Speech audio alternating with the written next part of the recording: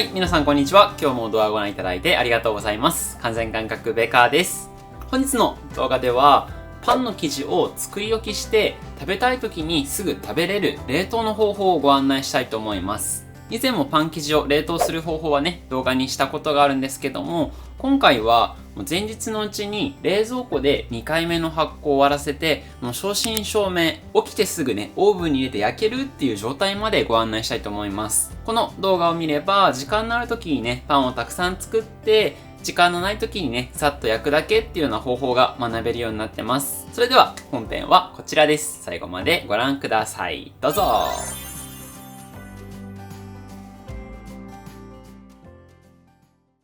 はい、それでは本日のレシピはこんな感じになってます。今回は冷凍していく生地っていうことで、ポイントはね、ちょっとね、バターと糖分をね、多く使ってます。では生地を作っていきます。ではまずは強力粉ですね。今回もカメリアっていう品種のね、粉使ってます。求めて作ってね、食べたい時に食べられるように、ちょっとね、多めに仕込みますね。で、その後はね、蜂蜜入れます。これ別に普通のね、お砂糖でも大丈夫です。ちょっと蜂蜜使った方がね、しっとりするんですね、パンが。あとはお塩。インスタントドライイーストです。実はイーストもセミドライのね、サフのやつが一番冷凍に向くんですけども、家庭で作るんだったらそんなに神経質にならなくていいかなと思います。今回はね、赤サフを使ってます。そしたらこちらの中にね、牛乳入れて始めていきます。均一になるまで混ぜて、ひとまとまりになったら生地を出してこねていきます。こね方はね、生地畳んでぐっと体重込めて遠くまで。これを繰り返していきましょう。でパン生地はね、もちろん、どんな生地でも冷凍することはできるんですけども、向いてるのと向いてないのっていうのはやっぱりあります。向いてないのは水分を多く使う生地とか、油脂が少ない生地ですね。水って凍らしたら体積が増えるんですよ。氷にするとちょっと盛り上がりますもんね、上のところ。これはパン生地自体は大丈夫なんですけども、イースト菌が水分を含んで、その状態で凍らされると、イースト菌が壊れてしまうんですね。なので、解凍した後のね、発酵っていうのがしづらくなっちゃいます。一方で、お水の代わりとかにね、油脂とかを使ってると、その水分によるね、膨張が少ないので、イースト菌もなかなか死なずに、解凍した後もね、発酵を続けてくれます。で今回やるね、生地の冷凍っていうのも、パン業界だとね、最近では普通になってきてて、大きめのね、セントラルの工場でパン生地をこねて冷凍してちっちゃい店舗に送ることができるんですね。そうすると、小さめの店舗はオーブンだけ持ってたらね、成形して焼きたてのパンをそのままお店に並べることができるので、ここ最近ね、本当に進歩した技術であります。ではちょっと今回の生地ね、水分少なめで硬さがあるので、転がしてこねていきます。方法は両手で生地塞ぎます。このまま左前コロコロ、右前コロコロ、これを繰り返していきます。そうするとね、ライトの摩擦で生地の表面がつるっとしてきます。だいたいこれ50回ぐらいやっていきましょう。では50回ぐらい転がした生地ですね。だいぶつるっと感出てきましたね。そうしましたらバター入れていきます。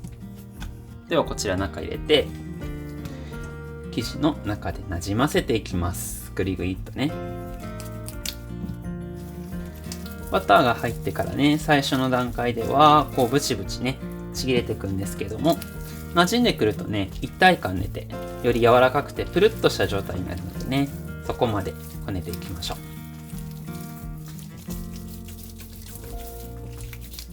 バターが入るとめちゃめちゃいい香り。このままでも食べたくなりますね。これもバターが馴染んで硬さ、弾力が出てきたら丸め直してコロコロですね。生地の表面がつるっとしてちょっと一回り柔らかくなるまでやっていきましょう。はい、そしたら100回ぐらい転がした生地ですね。だいぶね、張りと弾力が出てきました。いい感じ。押して弾力あって跳ね返って修復します。そして生地の端っこ切ってみて、伸ばしてね、つながりをチェックしてみますね。薄い膜があれば合格です。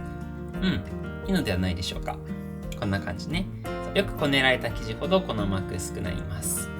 では、これはね、まずは普通にね、発酵させて、その後分割させてからね、冷凍します。では、生地はボウルに戻して、ラップして、大きさが2倍ぐらいになるまでね、暖かいところで休ませておきましょう。それでは発酵に行ってきます。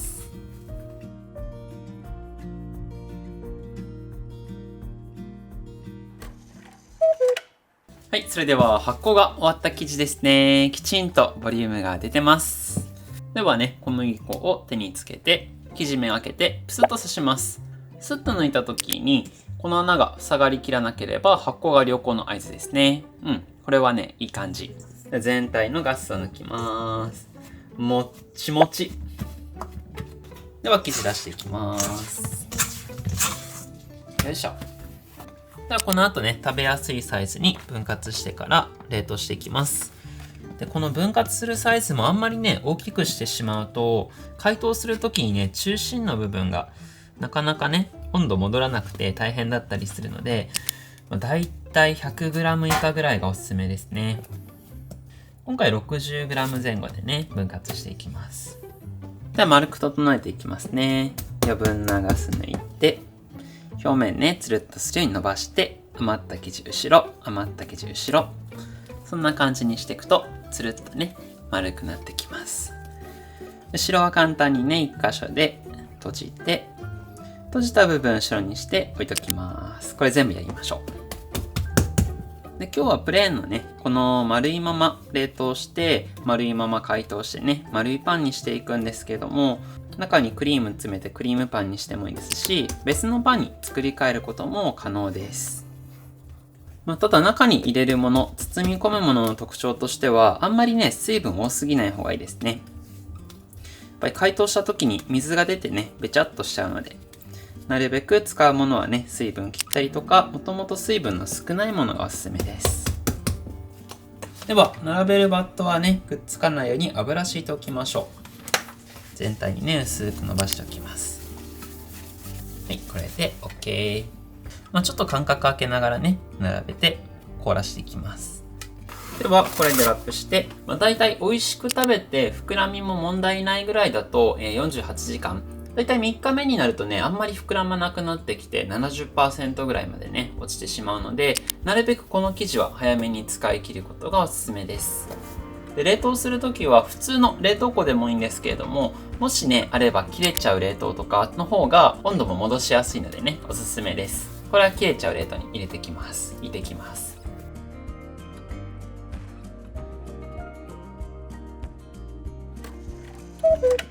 はい、それではこんな感じにカチカチの状態になりました。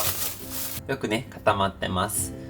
ではね、食べる前日の夜ぐらいに一晩かけてね、冷蔵庫で解凍していくので、なんかね、そのまま天板に並べてもいいですし、今回はね、こういうシリコンのカップ、お弁当のカップとかに入れて溶かしていただいても大丈夫です。だいたいね、一晩ぐらい、8時間から12時間ぐらいね、ゆっくりかけて解凍していきましょう。ではこちら冷蔵庫に移していきます。いってきます。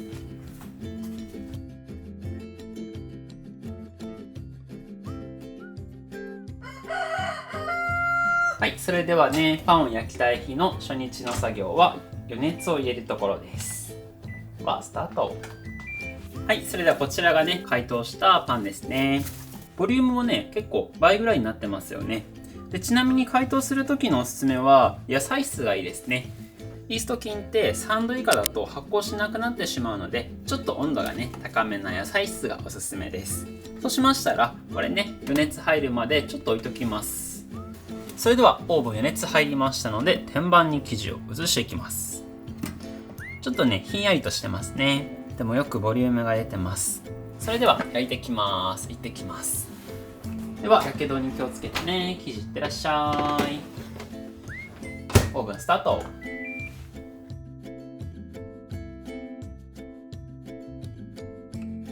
はい、それで焼き上がりました。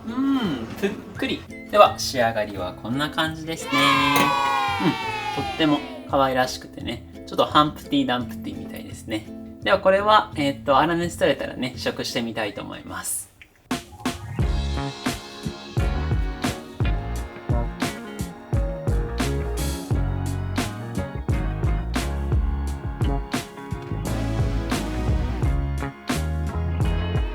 はい、それではね、本日は冷凍の生地で朝すぐ焼けるパンのご紹介でした。